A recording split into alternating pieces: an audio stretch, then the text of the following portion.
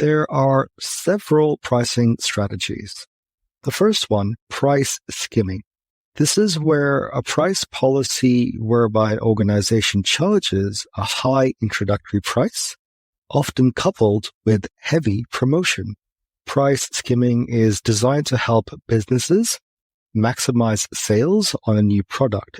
Price skimming involves setting rates high during the introductory phase, and the company then lowers prices gradually as competitors' goods appear on the market as well. It's successful when your product is relatively inelastic in demand, has the perception of being superior product compared to its competition, legally protected, as in it's difficult for others to copy you. The product may be a technological breakthrough, as well as there may be limited production. A good example of this would be Apple products.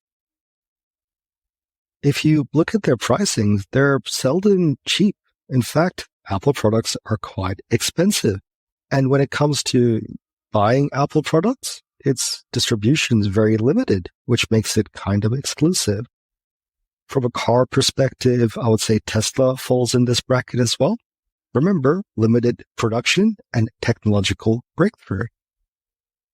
The next pricing strategy is penetration pricing. In penetration pricing, an organization charges a relatively low price for a product initially as a way to reach the mass market. The strategy aims to attract buyers by offering low prices on goods and services. While many new companies use this technique to draw attention away from their competition, penetration pricing does tend to result in an initial loss of income for the business. Over time, however, the increase in awareness can drive profits and help businesses stand out of the crowd. In the long run, after sufficient penetration of the market, companies often wind up raising their prices to better reflect the state of their position within the market. So initially, lower profits per unit, requiring high volume of sales to reach break-even, tends to discourage competition, effective in price-sensitive markets. A good example of this would be Netflix.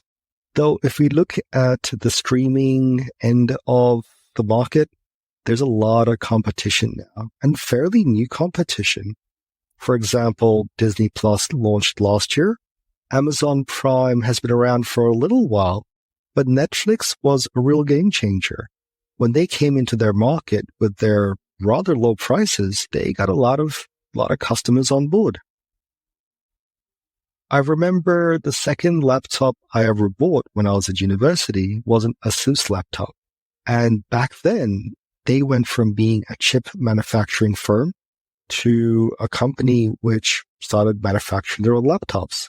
However, as no one had heard of the brand name Asus back in those days, they went for penetration pricing. As they got a lot of customers on board, slowly over time, they started to raise their prices. And now Asus has products in various different price range to meet various customers' requirements.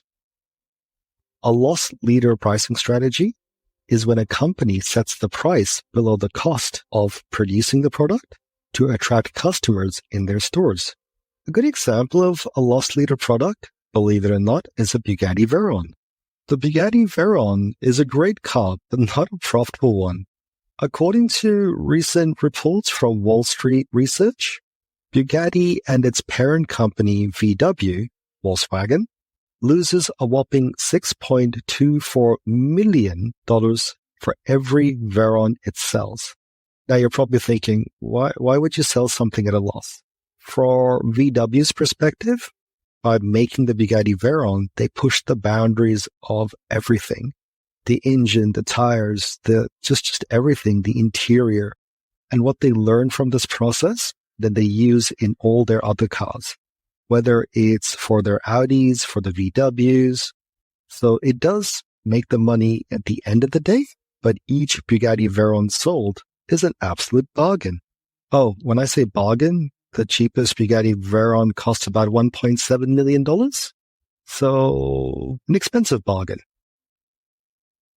Markup pricing strategy.